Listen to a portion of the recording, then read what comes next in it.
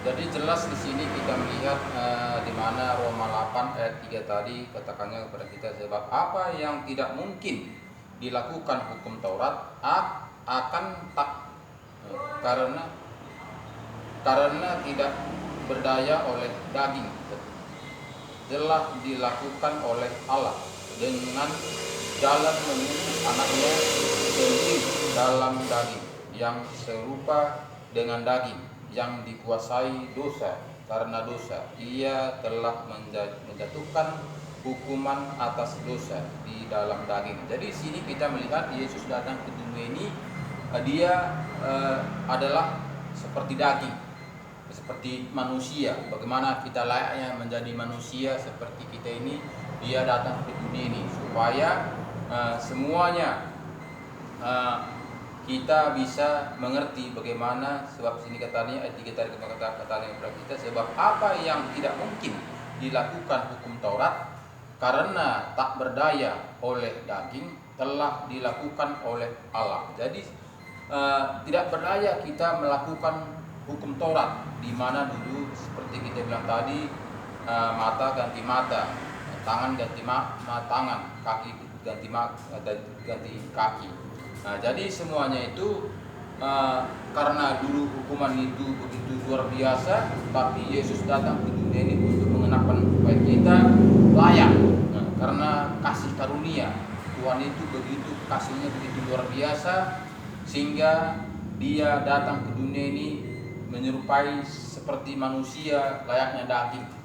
Nah, jadi ini Allah lakukan supaya manusia satu pun tidak binasa, melainkan beroleh hidup yang kekal. Jadi terusnya, dengan jalan mengutus anaknya sendiri dalam daging, yang serupa dengan daging, yang dikuasai dosa. Karena dosa ia telah menjatuhkan hukuman atas dosa di dalam daging.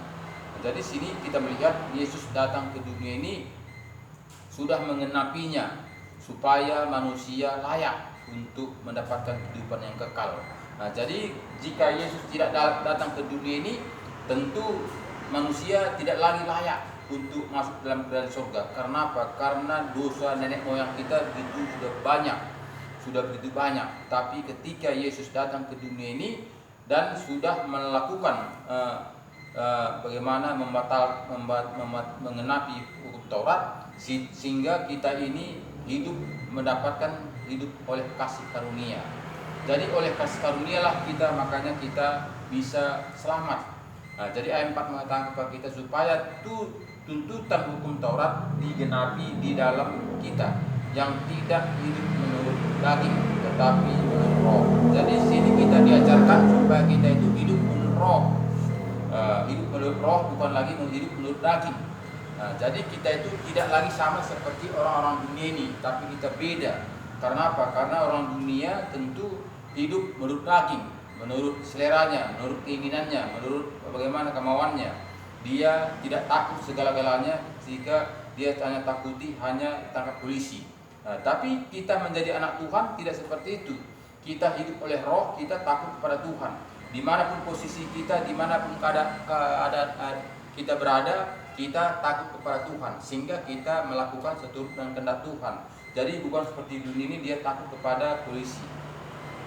Jadi ayat 5 mengatakan sebab mereka yang hidup menurut daging memikirkan hal-hal yang dari daging, mereka yang hidup menurut roh memikirkan hal-hal yang dari roh. Jadi kita tahu di sini dia katakan orang hidup menurut daging memikirkan hal-hal tentang daging.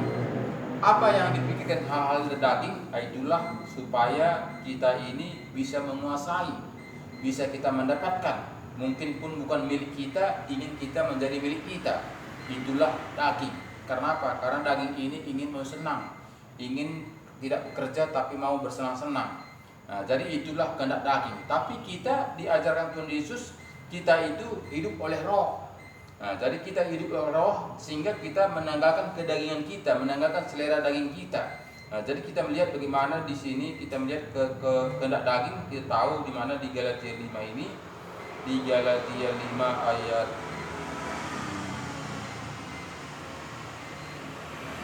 Galatia 5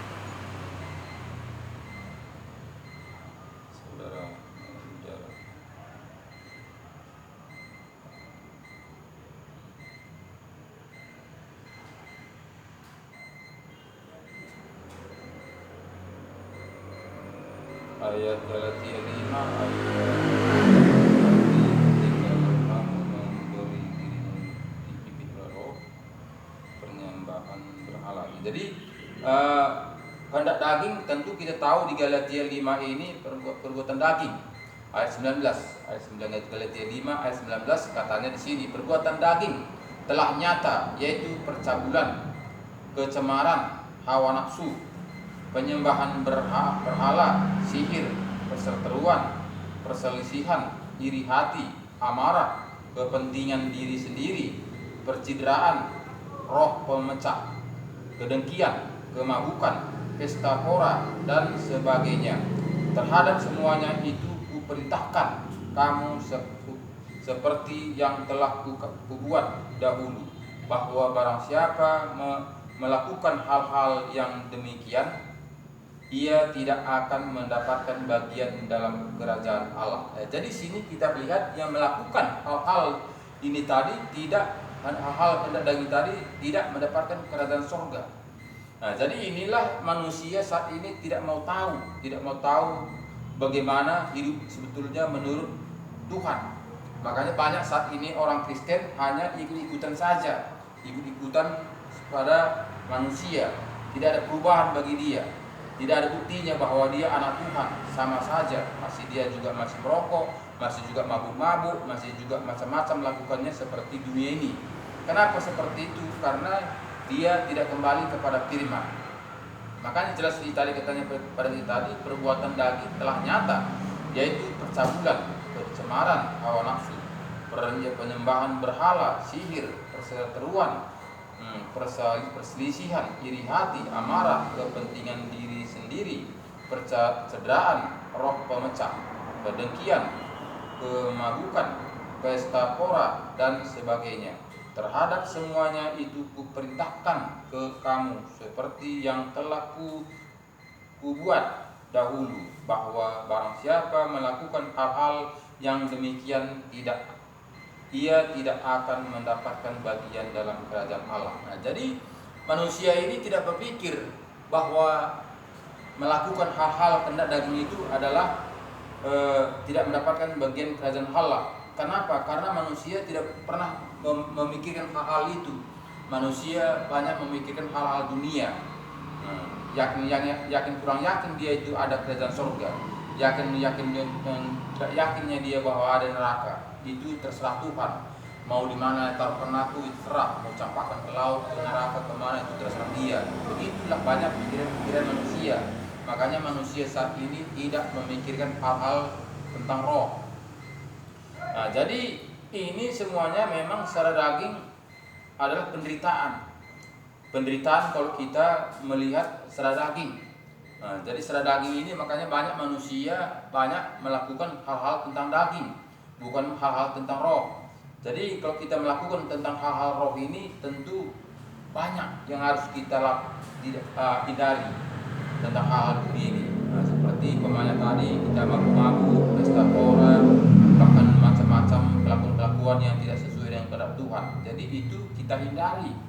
Jadi itu banyak manusia tidak mau melakukannya karena banyak kali larang-larangan, banyak kali tantangan. Jadi banyak manusia sekarang ini mau bersenang-senang saja, mau berleha-leha saja. Jadi kita lihat tadi Roma 8 tadi ayat 8 mengatakan kepada kita, mereka yang hidup dalam daging tidak mungkin berkenan kepada Allah. Jadi tidak berkenan. Jadi kalau tidak berkenannya kita kepada Allah, ngapain kita mesti mengaku-ngaku menjadi Kristen, mengaku-ngaku menjadi anak Tuhan. Jadi itu menjadi batu sandungan kepada orang lain. Kenapa? Karena kita tidak menjadi contoh, kita tidak menjadi terang, kita tidak menjadi berkat. Kenapa? Karena itu tadi kita tidak kembali kepada Alkitab. Jadi kita harus kembali kepada Alkitab supaya kita tahu di manakah posisi kita, di manakah kita berada, apa yang kita lakukan, apa yang kita kerjakan dalam kehidupan ini, untuk apa kita hidup dalam dunia ini. Jadi banyak manusia tidak berpikir sedemikian. Kenapa? Karena menganggap tidak ada kematian itu, tidak memikirkan hal tentang kematian. Bahkan semua manusia akan meninggalkan dunia ini, tapi tidak pernah memikirkan kemana kita jika kita meninggalkan dunia ini. Jadi banyak manusia berpikir hal-hal tentang dunia, hal tentang dunia, makanya tidak takut membuat kejahatan, tidak mau tahu, bahkan tidak mau menuruti kehendak Tuhan. Dia melakukan hal-hal sesuai dengan kehendaknya. Jadi di sini kita sebenarnya mengatakan kepada kita, tetapi kamu tidak hidup dalam daging, melainkan dalam roh. Jika memang roh Allah diam di dalam kamu, tetapi jika orang tidak memiliki roh Kristus, ia bukan milik Kristus. Nah, jadi di sini diberikan Tuhan kepada kita, jika kita memang betul-betul anak Allah, kita diberikan roh penolong. Roh penolong. Ya, jadi sini kita katakan tadi Roma 8 ayat 9 ini katanya kepada kita, tetapi kamu tidak hidup dalam daging, melainkan dalam roh. Jika memang roh Allah diam di dalam kamu, tetapi jika orang tidak memiliki roh Kristus, ia bukan milik Kristus. Nah, jadi bahwa kita mengerti bahwa kita itu menjadi milik Allah, bahwa roh Tuhan itu sudah bekerja dalam hati kita, kita harus membaca firman dan kita imani, lakukan, taati, setia, supaya roh Tuhan bekerja dalam hati kita, seperti kita lihat dari Efesus 1 ini. Efesus 1 ini ayat 13 ini. Efesus 1 ayat 13 mengatakan kepada kita, di dalam Dia kamu juga, karena kamu telah mendengar firman kebenaran, yaitu Injil keselamatanmu, di dalam Dia kamu juga ketika kamu percaya dimateraikan dengan Roh Kudus yang dijanjikannya itu. Jadi ketika kita membaca firman Tuhan ini, melakukannya taat dan setia, roh Tuhan dimateraikan dengan roh kita. Roh Tuhan dimateraikan dengan roh kita, sehingga roh Tuhan itu yang menuntun kita, roh Tuhan itu mengajari kita, roh Tuhan itu yang membimbing dalam kehidupan kita sehari-hari. Jadi bukan lagi akal kita, bukan lagi kepintaran kita, bukan lagi dengan logika kita, tapi roh Tuhan yang bekerja. Jadi sini kita lihat bagaimana ayat 14 mengatakan kepada kita, dan Roh Kudus itu adalah jaminan bagian kita sampai kita memperoleh seluruhnya, yaitu penebusan yang menjadikan kita milik Allah untuk memuji kemuliaannya. Jadi roh itulah menjadi sebagai jaminan menjadi milik Allah. Nah, jadi bukan kita hanya menjadi orang Kristen sudah pasti menjadi pelaku firman. Pada saat ini Kristen itu hanya sebagai organisasi, sebagai kesatuan, sebagai STM. Jadi bukan menjadi pelaku firman. Jadi jika kita kekristen kita itu menjadi pelaku firman, kita harus mematikan kehendak daging kita. Dan Roh Kudus itu adalah jaminan menjadi milik kita, dan Roh Kudus itu adalah jaminan bagian kita sampai kita memperoleh seluruhnya. Jadi Roh Kudus itulah jaminan. Roh Kudus itulah jaminan sebagai menjadi milik Allah. Nah, jadi sekarang ini menjadi pertanyaan buat kita, apakah Roh Kudus itu sudah ada di dalam hati kita? Apakah sudah ada dalam hati kita atau belum? Nah, jadi itu jadi pertanyaan. Jika kita sudah ada dalam Roh Kudus itu dalam hati kita, kita tidak lagi melakukan seturut dengan aturan-aturan dunia, tapi kita melakukan seturut dengan kehendak Tuhan. Jadi itulah bedanya kita menjadi anak Tuhan dengan anak dunia. Bukan kita tidak mau mengikuti seperti dunia melakukan seenaknya, mau dengan maunya sendiri. Nah, bukan kita tidak mau seperti itu, tapi kita tidak lagi seperti dia, tapi kita sudah berubah, tapi kita tampil beda dengan orang-orang itu, sehingga kita itu melakukan dengan roh Tuhan. Jadi karena roh Tuhanlah membimbing kita, roh Tuhanlah menyertai kita, roh Tuhanlah yang mengajari kita, sehingga bukan lagi dengan akal kita, kepintaran kita, tapi kita tunduk kepada roh Tuhan. Jadi roh Tuhan itulah mengajari kita dalam kehidupan kita sehari-hari, sehingga kita itu betul-betul bisa melakukan seturut dengan kehendak Tuhan. Dan ayat apa tadi di Roma 8 tadi, kembali lagi kita melihat Roma 8 tadi ayat 9. Tetapi kamu tidak hidup dalam daging, melainkan dalam roh. Jika memang roh Allah diam di dalam kamu, tetapi jika orang tidak memiliki roh Kristus, ia bukan milik Kristus. Tetapi jika Kristus ada di dalam kamu, maka tubuh memang mati karena dosa, tetapi roh adalah kehidupan oleh karena kebenaran. Jadi kita tahu bahwa tubuh memang mati. Semua manusia yang hidup dalam dunia ini pasti akan mengalami kematian. Nah, jadi karena sudah ada roh sebagai kita tadi menjadi pelaku firman tadi, karena kita mengikuti roh sehingga hidup kita itu hidup kembali. Nah, kita akan masuk dalam kerajaan surga, tidak binasa. Nah, jadi itu perjuangan kita sehingga kita tidak mengikuti aturan-aturan dunia ini semau kita, tapi kita itu mengikuti tuntunan dengan tuntunan roh, sehingga kita mau memuji memuliakan nama Tuhan. Nah, kenapa? Karena kita tanpa roh Tuhan kita tidak bisa berbuat apa-apa. Walaupun mungkin masih dalam dunia ini bisa kita berbuat apa-apa, tapi pasti kita akan meninggalkan dunia ini. Nah, jadi ayat 11 mengatakan kepada kita, dan jika roh Dia yang telah membangkitkan Yesus dari antara orang mati diam di dalam kamu, maka Ia yang telah membangkitkan Kristus Yesus dari antara orang mati akan menghidupkan juga tubuhmu yang panah itu oleh rohnya yang diam di dalam kamu. Jadi saudara-saudara, kita adalah orang berhutang, tetapi bukan karena daging, supaya hidup menurut daging. Sebab jika kamu hidup menurut daging, kamu akan mati. Tapi jika oleh roh kamu mematikan perbuatan-perbuatan tubuhmu, kamu akan hidup.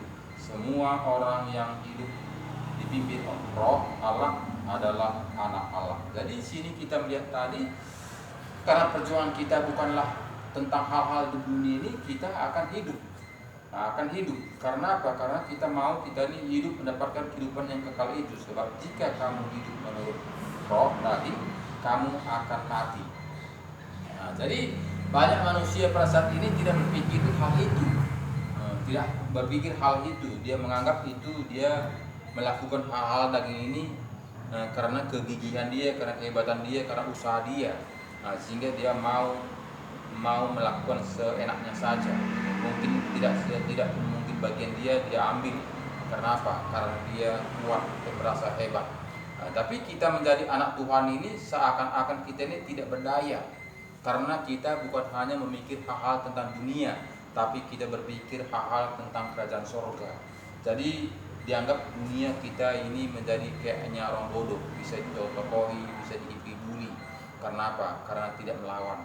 Nah, jadi Bapak Ibu Saudaraku yang saya kasih dalam nama Tuhan Yesus, disinilah perbedaan kita menjadi pengikut roh, hidup menurut roh atau hidup menurut daging. Nah, jadi kita hidup menurut roh, tentu kita banyak yang harus kita lakukan seturut dengan firman. Nah, jadi kita membaca firman Tuhan, melakukannya taat dan setia, supaya kita mendapatkan kehidupan yang kekal. Karena kita hidup dalam dunia ini, pasti kita akan meninggalkan dunia, dan kemana kita jika kita meninggalkan dunia. Jadi itulah masalah yang harus kita renungkan, supaya kita itu tahu, supaya kita itu jangan dipengaruhi oleh dunia ini. Nah, jangan kita dipengaruhi oleh teman-teman kita, bahkan lingkungan kita. Karena apa? Karena kita beda. Kita itu adalah pengikut Kristus. Kita itu hidup oleh roh. Nah, jadi dengarkanlah apa kata roh dalam hati kita. Seringkali roh itu berkata dalam hati kita, tapi kita tidak menghiraukannya karena lebih kuat kedagingan kita. Nah, jadi itu harus kita tahu, supaya kita itu bisa hidup oleh roh. Nah, jadi itulah firman Tuhan pada pagi hari ini yang bisa kita sampaikan. Semoga Tuhan menyertai kita, supaya kita tetap hidup oleh roh, dan tetap kita berjalan sesuai dengan firman-Nya, tidak terpancing oleh dunia ini, tapi kita melakukan firman Tuhan dengan taat dan setia. Terima kasih banyak. Tuhan Yesus memberkati kita. Amin.